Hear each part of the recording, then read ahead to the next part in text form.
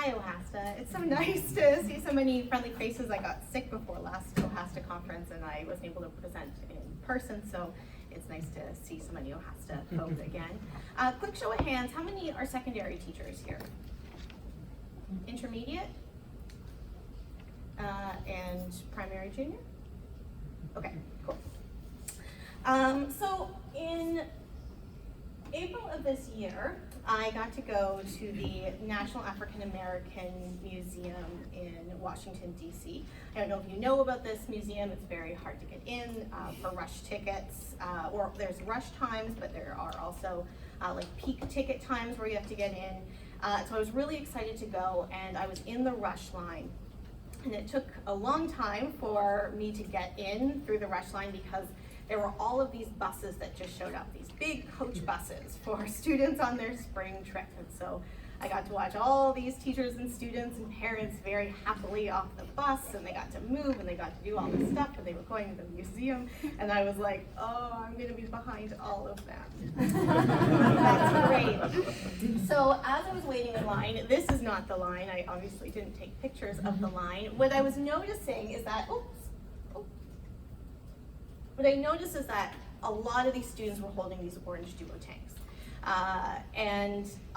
My assumption, as I'm sure yours was as well, that there was going to be a series of questions in those duo tanks about things that students had to look for and answer about their trip to the museum. I didn't get to see the questions, but my assumption, and probably yours too, is that they were mainly fact-based questions. Now, the pedagogy of the museum visits and the logistics of a museum visit aside, these duo tanks kept haunting my whole trip because I kept seeing them the whole time I was there. In particular, the museum looks like it is 4 stories from the outside, but actually there are 3 stories underground, which are the history halls.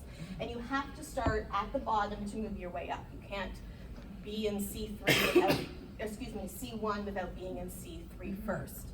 And so you have to wait in this long line to go down an elevator to these history halls.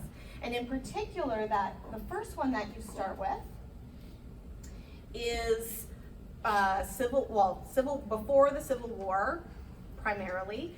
In particular, you start in like the slavery area. So it feels very much like the architecture was designed to feel very similar to the hold of a slave ship. The ceiling was very low, it was very closed in, it was dark, black and white, and it really gave a feeling of claustrophobia, which was the point, really. And so when I'm in this space, surrounded by these orange duo tanks, they really pulled up in a way that maybe I wouldn't have noticed at a place like the ROM, for example, because of the fact that it was dark, it was closed in as it was supposed to be, and it was really supposed to be reverential. In particular, the walls were lined with information about all the different slave ships, where they start, or like who owned them, which European nation owned them, primarily European, how many were on the ship, how many died, and how many actually got to North America or the West Indies. And it also got me thinking that when we talk about Canada, especially in the 18th and 19th century, like what are our connections with the fact that Great Britain was a really huge slave-owning and trading population? But anyway, I digress. That's not what the purpose was, but it really got me thinking about all these different things. And what I realized in this space is that it was a feeling. It was the feeling of learning that I was getting from the space. It wasn't just the information. And even though I have a deep interest in research about people in the African diaspora, women, Caribbean history, what I really took from this when I got back to the hotel from this experience was the fact that we were divorced through the slave trade from this kind of vision, which is the first image that you see when you walk in, of a matriarchal society. It really got me thinking about the slave trade and its the way it's embedded in patriarchy, white supremacy, homophobia, all of these different things that I already knew. But when I got back to the hotel, I realized that that was my learning. It was the feeling that this was so enmeshed in this history, and how it was taken away through the slave trade, through Jim Crow laws, and through other both formal and informal acts of white supremacy. Now, I am a white academic. I am a history education strategist. I have been a racial minority in schools I've been to in the American South and the Caribbean. Like, no way was an orange duotang ever going to like parallel my experience anyway. So I don't necessarily want to suggest that. But this notion of positionality and this feeling of history really got me thinking about what the students were encouraged to do through this learning. And I really thought about this in particular when I got to the second floor and we were at the area where they had Emmett Till's coffin, which was amazing. Just so you know, not this slide, but the next one, there is a disturbing image, and so I have a trigger alert up there, just so you're aware. So Emmett Till, everyone knows Emmett Till? Yep. So the presentation of his coffin isn't just about the fact that this young 15-year-old boy was lynched because of the accusation of whistling, but it also really demonstrates the strength of a Black mother in the face of white supremacy, and the fact that Mamie Till was very open about the fact that she wanted an open casket so that, quoting her, let everyone see what they did to Emmett Till. This was something that she said to the people at the funeral home. It was published widely at the time, and it is over the area where you were like waiting in line for the coffin. This is a really important moment for feeling this way through. And as I was waiting in this line for 20 minutes, standing in front of me was a group of 6 girls, well 5 and then 6 girls from this trip. 3 girls, they were 12-ish, 3 girls were white, 1 girl was Black, and she needed to plug in her phone, so she was always kind of behind the group looking for an outlet. And then another girl joined who was South Asian American, my guess. They had parents with them, 3 white mothers, because you can tell the difference between mothers and teachers on a field trip. 3 white mothers, and then when the 6th girl joined the group, she came with her mother. And this mother was also South Asian. She spoke with a South Asian accent. She was very like all Dockers chic with her polo shirt and khakis, just like the white mothers, but she also had a scarf draped over her like a sari, which was really interesting. And so here I had 6 girls in front of me, and I had 4 adult women. And they were all waiting in line to go see this Emmett Till coffin. And they all had duotangs in front of them that I assume that all had the same information about what they were going to see, what they needed to record, and probably be assessed on their ability to do so accurately. But the fact is, all of those people are coming to those histories from different places. And the fact that it is such an emotional and affective experience means that that is not even being recognized if we are just keeping that history in that duotang.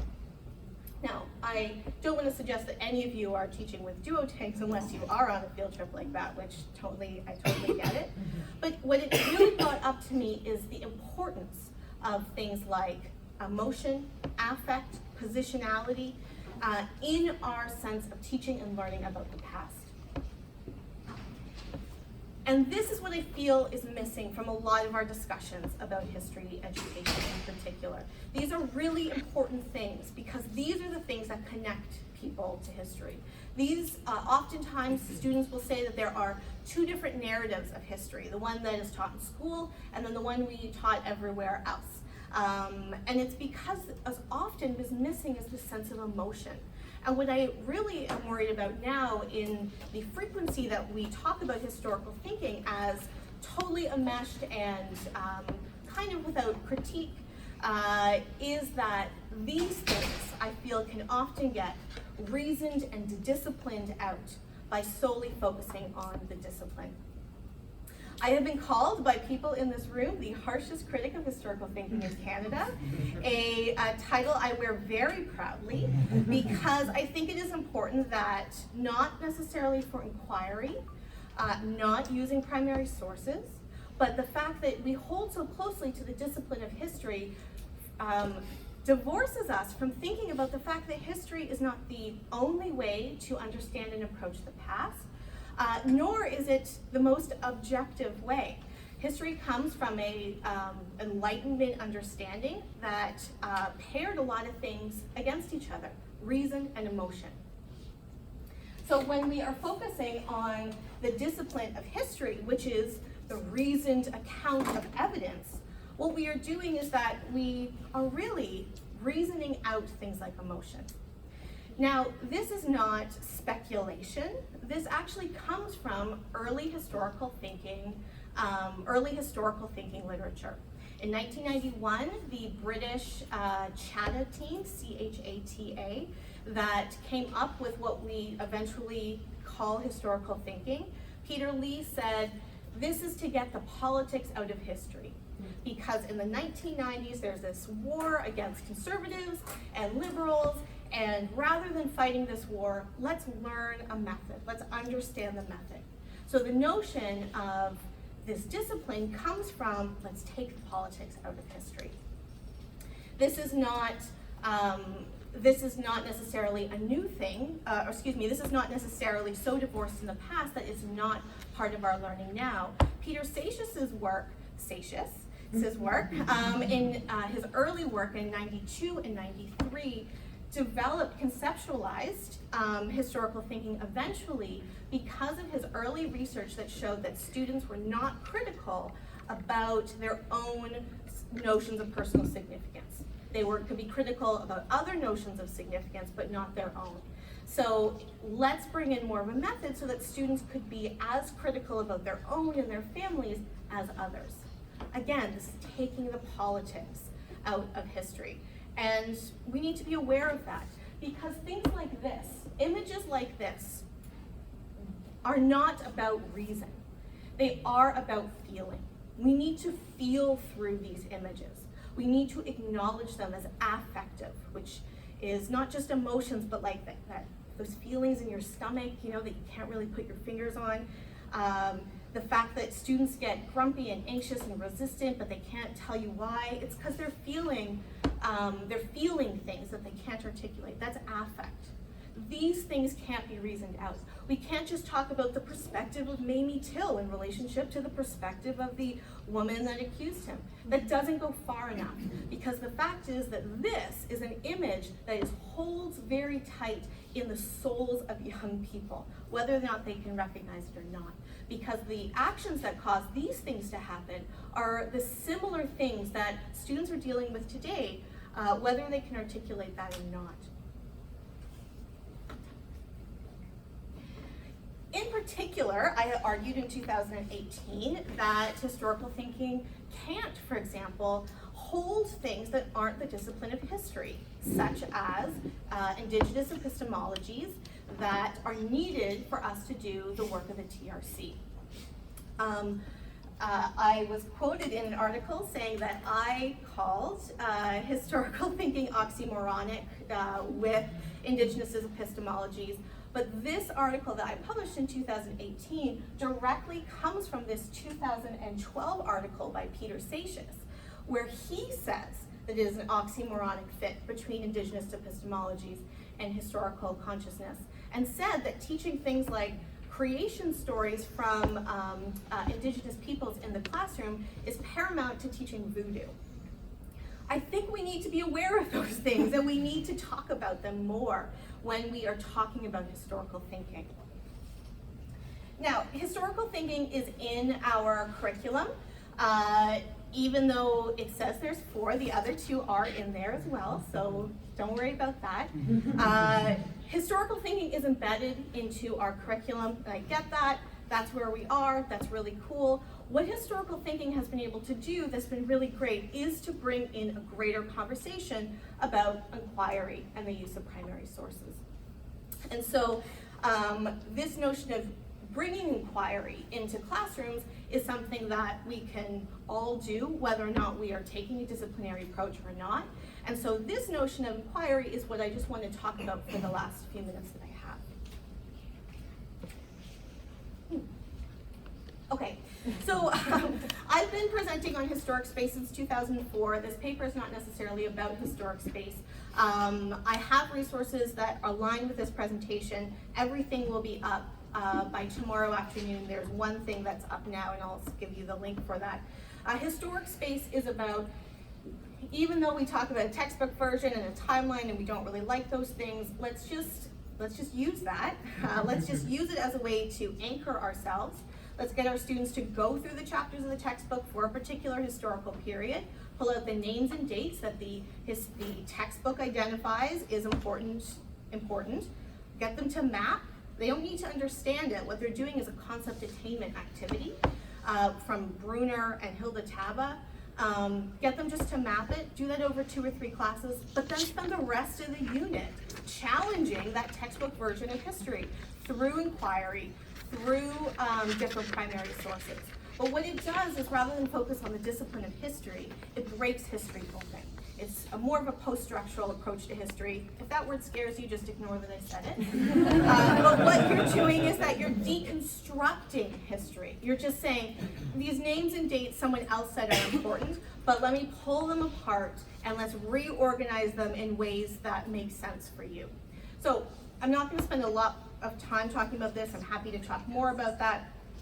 But what I really want to talk about is meaningful learning, because historic space comes from the fact that when we focus on students learning, meaningful learning, what we can do is engender greater opportunities for students to feel emotionally connected to the narratives and therefore learn more.